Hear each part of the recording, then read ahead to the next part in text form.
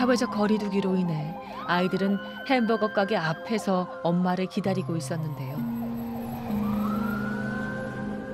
불길한 소리와 밖에 우리 애들 있다고.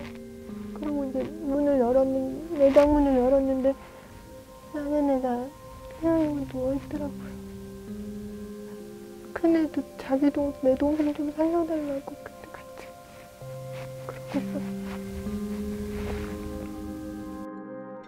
대낮에 가로등을 들이받으며 인도를 덮친 차량. 서 있던 아이는 그 넘어지는 가로등에 그만 숨을 거뒀습니다. 어떻게 대낮에 그것도 인도를 향해 차량을 돌진해 이런 끔찍한 일을 벌인 걸까? 상식적으로 이해할 수 없는 사고의 이유는 유가족의 가슴을 또 한 번 고통스럽게 했는데요. 조기 축구 갔다 와서 끝나고 막걸리 한 병 반을 먹었는데 음주 지수가 0.144가 나왔다. 그렇게 해서 다 음주 운전이라는 걸 경찰서에서 알았습니다. 혈중 알코올 농도로 볼 때 그야말로 만취 상태였던 가해 운전자. 놀랍게도 그는 이미 한 차례 음주 운전으로 인명피해를 내고 처벌을 받은 전력까지 있었습니다. 절대 잡아서는 안 될 운전대를 잡은 운전자의 손에 겨우 6살, 아무 죄도 없는 아이가 또 세상을 떠나야 했는데요. 제발 운전을 멈춰주세요. 우리 아이한테 피해자가 생기지 않게 제발 멈춰주세요.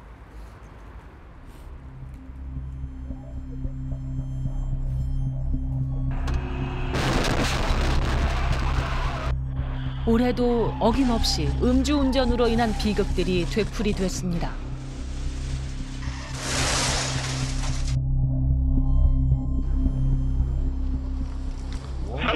뭐 하는 거예요 지금 이게? 어? 하지 말라고요. 운전을 하시라고 잡는 거예요. 이쪽으로 오세요. 운전이 무슨 뭐 X라고요? 명령 행사하지 마세요. 체포되실 수 있어요. 사람 막히면서 가라 앉은 거예요. 선생님은 도로통과 운전자로로 여러분 체포합니다. 전사 선임할 수 있고. 지금 지금 하는 거 하십니까? 음주운전 처벌을 강화하기로 한 윤창호 법이 시행된 지 1년이 훨씬 지났지만 계속되는 음주운전 사고. 코로나 확산 이후 오히려 음주운전은 늘고 있는 상황인데요.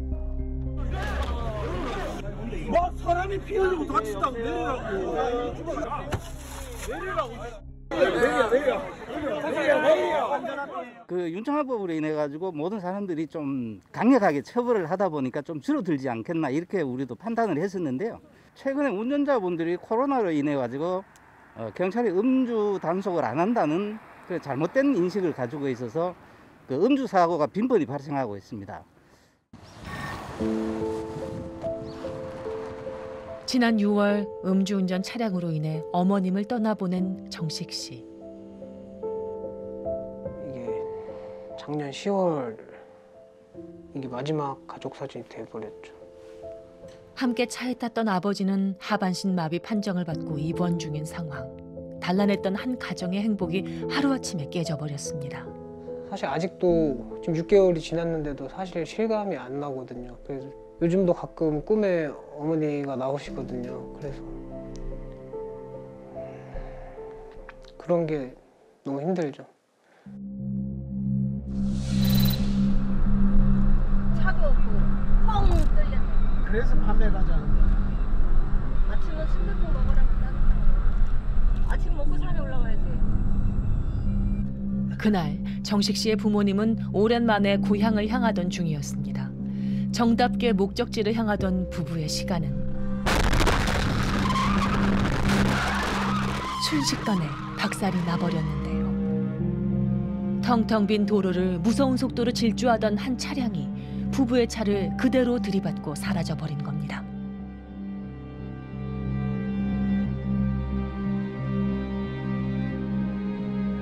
한 번은 의식이 없었고 한 번은 계속 신음소리 내셨고 차량인데 반이 없다고 보시면 돼요, 뒤에가. 당시 가해 차량의 속도는 시속 190km. 차량을 추돌하고도 아무런 조치 없이 현장을 벗어났는데요. 그는 사고 후 15분이 지나서야 비틀거리는 모습으로 사고 현장의 모습을 드러냈습니다. 그 역시 만취 상태였습니다. 0.143이라고 들었거든요. 면허 취소 수치 이상인 거죠. 운전을 하는 것만이 아닌 아예 진짜 인사불성 상태인 거죠. 자기가 자기 몸도 제대로 못 가누는 상태에서.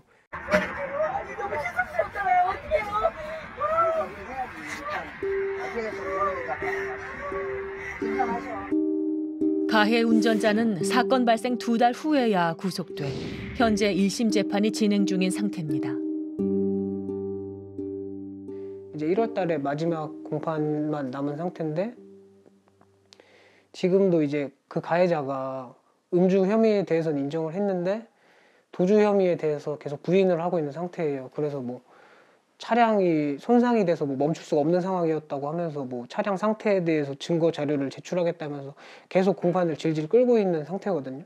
사실 윤창호법이라는 게 생겨서 통과가 됐지만 제가 이제 그 재판장에 가서 다른 재판들도 이제 많이 봤거든요. 다른 재판 결과들을. 너무 처벌이 다 가벼운 거예요. 다른 사건들을 봐도. 2년 전 음주운전 교통사고로 휴가 나온 군인 윤창호 씨가 사망한 사건. 이 사건을 계기로 음주운전 단속과 처벌 기준이 강화되는 윤창호법이 만들어졌지만 여전히 처벌 수준에 대한 논란이 많은데요. 해운대에서 음주운전으로 4명의 사상자가 발생한 사건은 1심에서 징역 8년이 선고됐지만 합의 등을 이유로 2심에선 징역 4년 6개월로 감형이 됐습니다. 실제로 윤창호법 시행 전과 후 음주운전의 처벌 수준은 크게 달라지지 않았습니다. 집행유예 비율은 오히려 늘어났는데요. 네, 법에서는 무기 또는 3년 이상 징역형이 처하도록 돼 있거든요.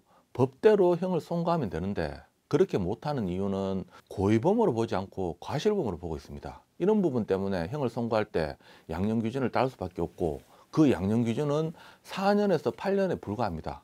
그렇다면 형을 선고하더라도 4년에서 8년 범위 내에서 선고할 수밖에 없는데 결국 그걸 넘어설 수 없기 때문에 법원에서 선고한 형 자체가 약할 수밖에 없습니다. 대다수의 사람들이 음주운전을 살인행위나 다름없다고 생각하지만 여전히 국민의 법 감정과는 동떨어진 솜방망이 처벌이 내려지는 현실. 불과 한 달 전 강남 한복판에서 또 한 건의 안타까운 사고가 있었습니다. 보행신호에 횡단보도를 건너던 20대 여성이 차에 치여 현장에서 숨졌습니다. 사고를 낸 운전자는 면허 취소 수준의 만취 상태였습니다. 부모는 허망한 딸의 죽음 앞에 무너져 버렸는데요. 음주운전으로 목숨을 잃은 피해자는 한국에서 신학 공부를 하던 대만인 유학생 이린 씨였습니다.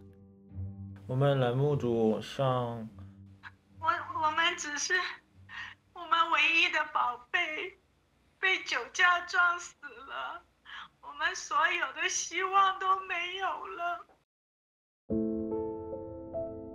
이린 씨는 마음이 따뜻하고 반짝이던 딸이었습니다. 평소 남을 돕는 것을 좋아해 목회자의 길을 걷는 것이 꿈이었다는데요. 하나밖에 없는 자식을 잃고 부부는 대한민국 국민에게 꼭 남기고 싶은 말이 있다고 했습니다. 我们他应该要判很重的罪，他判很重的罪，我女儿也是回不来了，所以要让很多人知道以琳死了，不要白白的死，不要白白的牺牲，要救更多的人，不要再被酒驾杀害了。